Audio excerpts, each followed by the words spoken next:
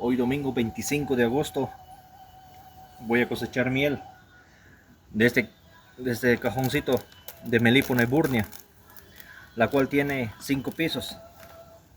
Aquí podemos apreciar sus potes de miel. Una jeringa especial de 60 centímetros por proceder a cosechar.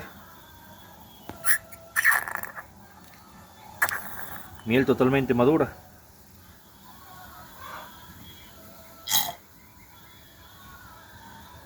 Aquí viene sellado, como pueden apreciar viene sellado la miel y solamente le destapa la puntita sin hacer contacto con la miel, nuestra mano,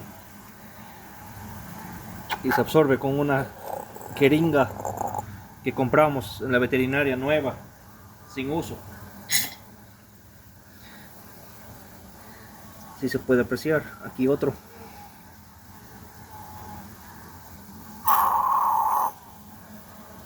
La miel de Melipona eburnia.